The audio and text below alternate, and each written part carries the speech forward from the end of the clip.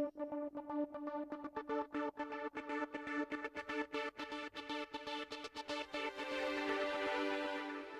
confirmed number of coronavirus cases in Los Angeles County comes to 248,334. The confirmed number of deaths reaches 6,005. Here in Torrance, the total number of confirmed cases is 1,335, with total confirmed deaths at 68. Welcome to COVID-19 Today. I'm Leslie Robbins. It's 4 p.m. on September 7th, Labor Day Monday. Los Angeles County coronavirus numbers continue to trend downward, showing a steady decline in new cases. Officials say recent figures show at least a 50% drop from the early August totals that topped 2,000 new daily cases. Sunday, 798 new cases were accounted for, along with 5 additional deaths, bringing the total just under 250,000 cases and 6,005 fatalities. While the county's Department of Public Health says the low case and death count is likely a reflection of a reporting lag due to the holiday weekend, it's still promising news that the county is headed in the right direction. The number of hospitalizations in the county also continues to see a steady decline. Currently, there are 966 people admitted related to COVID-19, of which 32% are in the intensive care unit. Officials remind the public that the best way to continue to protect against COVID-19 is to wash your hands often, avoid touching your eyes, nose, and mouth with unwashed hands, self-isolate if you are sick, practice social distancing, and wear a clean face covering when leaving your home. This historic heat wave brought thousands out to county beaches and parks to cool off this weekend, raising concerns for a potential spike in COVID-19 cases following the holiday. County public health officials continue to warn against overcrowding that could spark a resurgence in coronavirus cases. The county's caseload, hospitalizations, and deaths were reported significantly higher after Memorial Day and 4th of July holidays, leading the shutdown to many businesses and public venues and prompting most in-person schools to delay returning to campus. Now, officials warned that if crowds got too large along the county's coastline and visitors did not adhere to safety protocols, the beaches could shut down. Officials urged to only gather with members of your household and to use your own utensils, cups, foods, and drinks, and to not share with others. Social distancing and face coverings are required when not swimming or exercising at the beach. Well, much of Los Angeles County and neighboring areas were under a red flag warning Sunday night, with extreme weather conditions posing a serious risk of fires. According to the National Weather Service, record-breaking temperatures took to Southern California communities throughout the weekend, bringing triple-digit temperatures. Low humidity, along with the scorching heat, prompted a red flag warning, which took effect at 6 p.m. Sunday evening. Around the same time, the California Independent System Operator declared a Stage 2 emergency, warning residents that rotating power outages could occur. Close to 80,000 utility customers lost power in Los Angeles County in blackouts over the weekend through early Sunday evening. Cal ISO said conservation is key to battling the outages.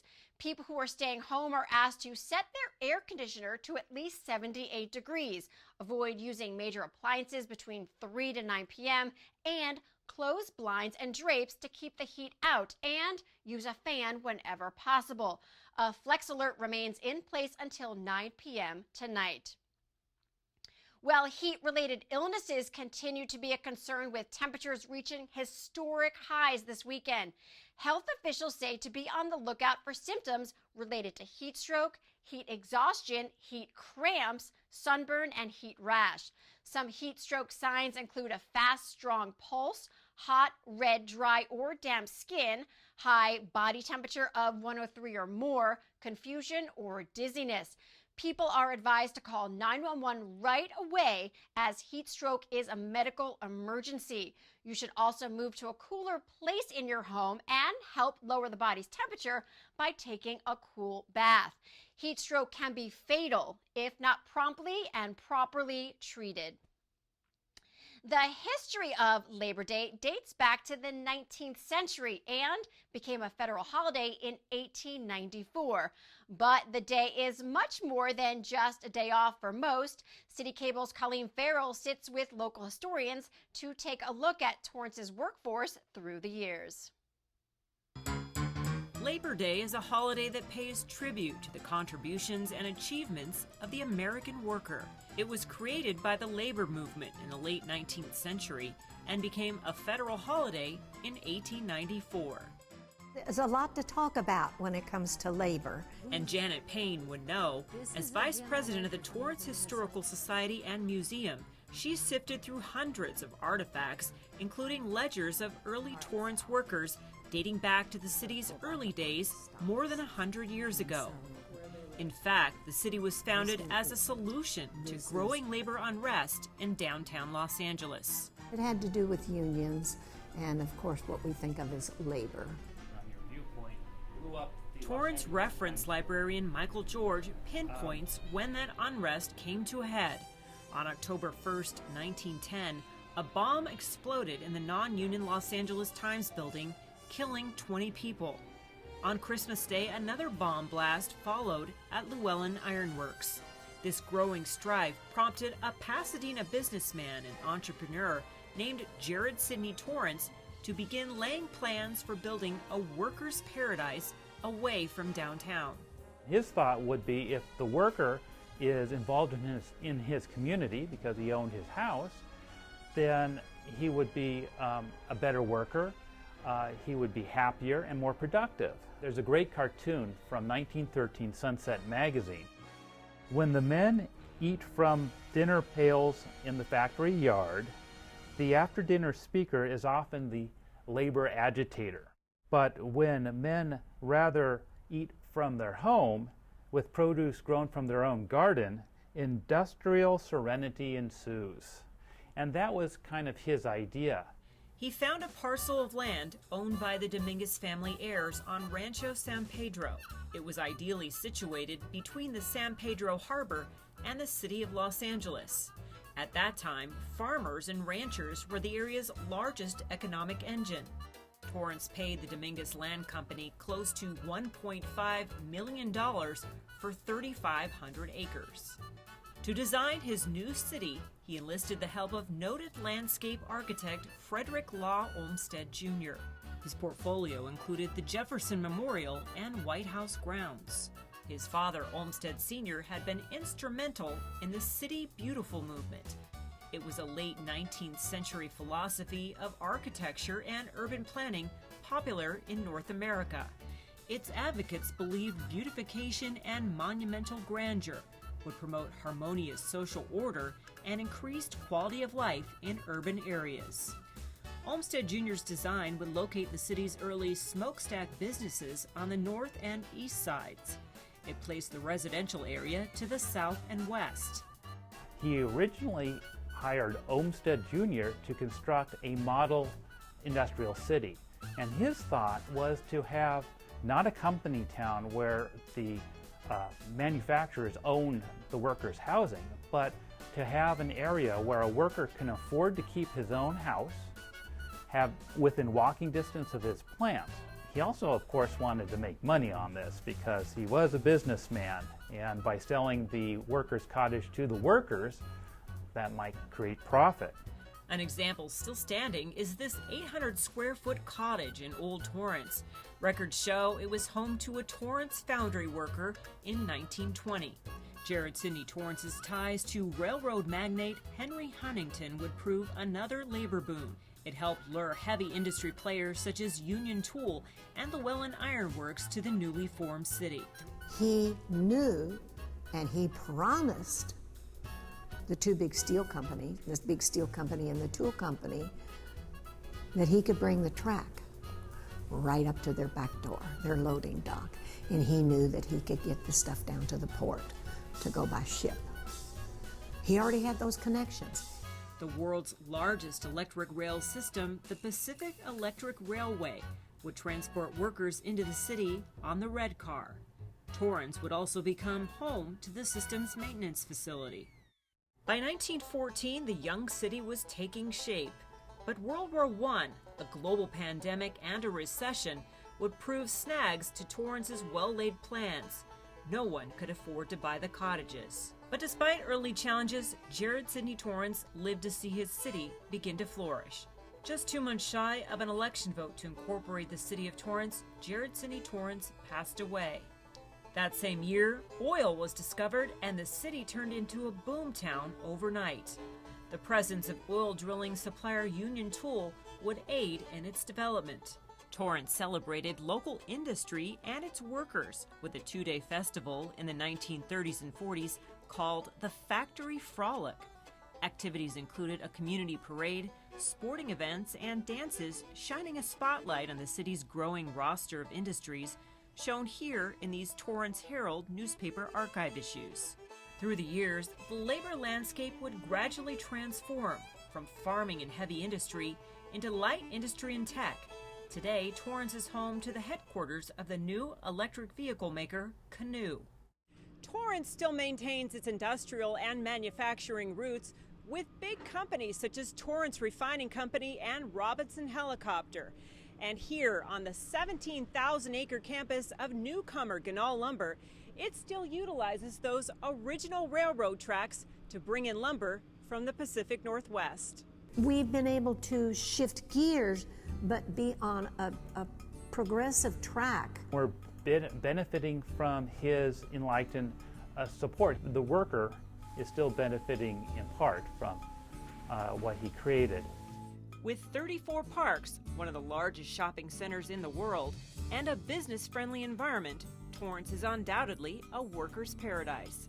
As we celebrate Labor Day 2020, it's likely the city would receive a nod of approval from Mr. Torrance today. For Torrance City Cable, Colleen Farrell. Well, in honor of Labor Day, we wanted to introduce you to one of the nearly 1,700 full and part-time employees serving the Torrance community. Here's Colleen Farrell again with the story. Charles Grant is one of the few people who can say his job of 32 years is a walk in the park and truly mean it. When I first started here in 1988, I was the young 22-year-old, and the elder statesman basically called me the kid, and now in 2020, I am the elder statesman. Although now a father himself, he's still young at heart when it comes to making sure the playground is safe for kids in the community. I like kids to be happy. I like to see them play. They'll get a kick out of me being so tall. While this gentle giant still runs into park regulars, because of COVID restrictions, he doesn't see kids around the playground these days. Instead, he spends much of his time making it clear to visitors the equipment is off limits. With gyms and other gathering places closed, he takes his role seriously when it comes to keeping the park clean and safe for Torrance residents to recreate. There are 34 parks in the city of Torrance, and Charles oversees 5 of them. He believes each one is an extension of his own backyard. We'll get here at 6 a.m. in the morning. We'll go and start with the bathrooms, start with debris, check our play equipment and make sure it's safe, make sure there's no hazards, which is very important, like glass or broken trees or broken branches or something down that the public can get injured on. The work that Charles does and all of our Park Services folks do, from my eyes, I think they're heroes. Most of the work they do is so quiet and so understated and so important to the community. Millions of people come to the parks every year, and it is these few guys and gals, only about 30 to 40 people who manage 34 parks and all of the amenities, all of the playgrounds, hundreds of trash cans, 200 plus acres of grass, every edge that you see cleaned, every surface you see cleaned, every bathroom you see cleaned. Really all the pest control that is done, all the trees, over 4,000 trees that are taken care of. And because of COVID, Grant and his team have doubled down on the cleaning. It has really changed the way we do business. We spend a lot of time with cleaning surfaces, making sure the bathrooms are clean at least once, but sometimes twice a day. And also the drinking fountains. Any place that there's touch points, we focus on those points and make sure they're clean. Occasionally, Grant is required to go beyond his job description. He recently spotted a man in the park down and went to his aid. Charles was able to get through the fence and be able to pick the man up, get him upright, and get him connected with his family who was in the house. Also got him into the car so that they could immediately take him to the hospital. Charles probably saved this guy's life. But to Grant, it's all part of a day's work. If you enjoy it and you make it enjoyable, it's a wonderful job. Any job can be, wonderful, but you have to enjoy it. You have to really put yourself into it. Grant's backyard may be a little bigger than most people's. His Labor Day wish is that others will see the parks as their backyard too. For Torrance City Cable, Colleen Farrell. Thanks, Colleen. Well, new research is finding that women balancing motherhood and a career are choosing to leave the U.S. labor force during the pandemic. In August, the federal jobs report showed that women in their prime earning years, ages 25 to 45, were dropping out of the workforce more than any other age group. The decline is most noticeable among Black women in those age ranges, whose participation rate is down 5% compared to Hispanic women down 4% and white women down 2%. Now, according to research published by Sage Journals, the study found that mothers are cutting back on working hours more than fathers. In a survey of 60,000 households, mothers of children under 12 were working more than 6 fewer hours a week than fathers in April. Overall, the drop translates to 1.3 million women exiting the labor force since the start of the pandemic. Now, according to federal labor data, experts say most families can't afford for mothers not to work indefinitely. Mothers now are the equal, primary, or sole earner in 40% of U.S. families. But among working mothers and fathers, the wage gap is still higher at 70 cents. The median household earnings for mothers in the U.S. is $42,000 compared to $60,000 for fathers. When left with no choice but to give up one income as childcare options collapse, that wage gap incentivizes fathers to stay in the workforce and mothers to leave or scale back. Well, with nearly 50 million students learning remotely, internet service will be more readily available to those especially in need thanks to T-Mobile. The cellular service network recently announced the start of a $10.7 billion initiative that's meant to deliver free internet connectivity to all U.S. students who are part of free and reduced price school lunch programs. This hopes to address the homework gap in the U.S. among families who lack access. According to T-Mobile, under the 10-year program, millions of low-income households will get free wireless hotspots and free high-speed data by partnering with school districts across the country. With 7 out of 10 teachers assigning some form of homework online after virtual learning, close to 9 million students are without internet access. T-Mobile first announced its goal of providing 10 million low-income households with free internet in 2019 as they anticipated their merger with Sprint. Well, now that the deal has gone through, T-Mobile says the expanded network plays a crucial role in accomplishing this vision. Well, good news for Californians today as the state's Employment Development Department will begin sending out weekly $300 unemployment benefits as part of the Lost Wages Assistance Program. Payments will be retroactive going back to July 26.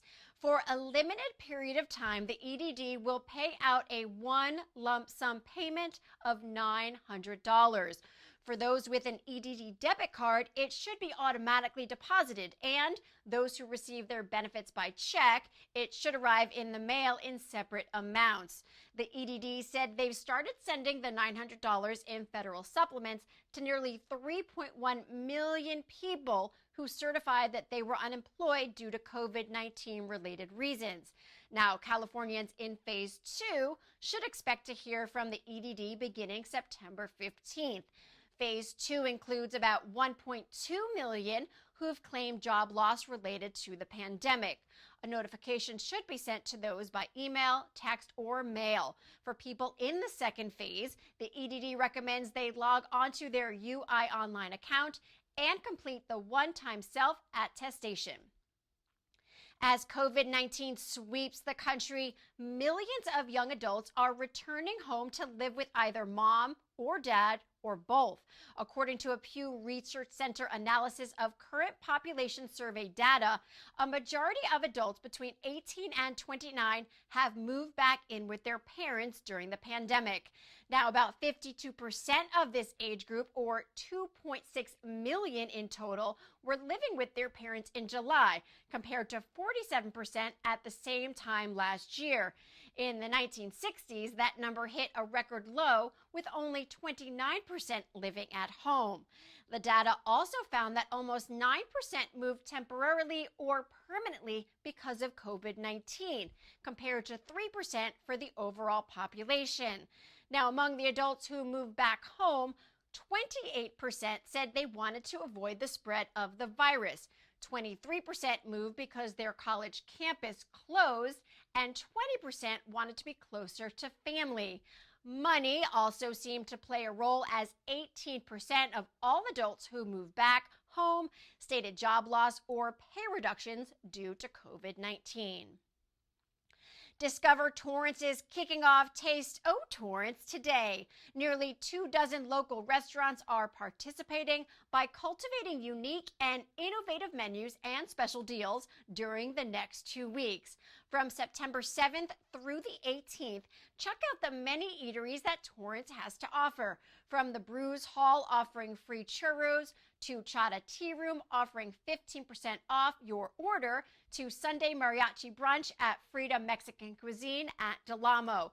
There are so many great deals during Taste O Torrance, you may just want to take the next 2 weeks off in the kitchen to enjoy the delicious meals and deals lined up. Check out the list of deals and restaurants participating at discovertorrance.com. Well, the Torrance Unified School District continues to support students with free meals at least through the end of the year. Now, since March, the district has provided nearly 470,000 meals, with almost half of those served over the summer months. Well, the USDA announced the Seamless Summer Waiver, which allowed the TUSD Nutrition Services Department to serve free meals to anyone under 18 during the pandemic, will continue through at least the end of December. While meals will continue to be distributed on Mondays and Thursdays from 11 a.m. until 1 p.m., due to the holiday today, meals will be available tomorrow instead. Typically, Monday pickups include 3 days worth of meals, and on Thursdays, 2 days worth of meals. Weekend meals will not be included at this time. Families are still encouraged to apply for the meal program by visiting family.titank12.com and selecting Apply for Meals Today, as the waiver has only been extended to December 31st. Menus and more information can be found online. Go to TUSD.org. Well, before we go, at the end of each program, we like to share stories from our community. Feel-good pictures, images, and videos that reminds us of how resilient our community is and how Torrance truly cares.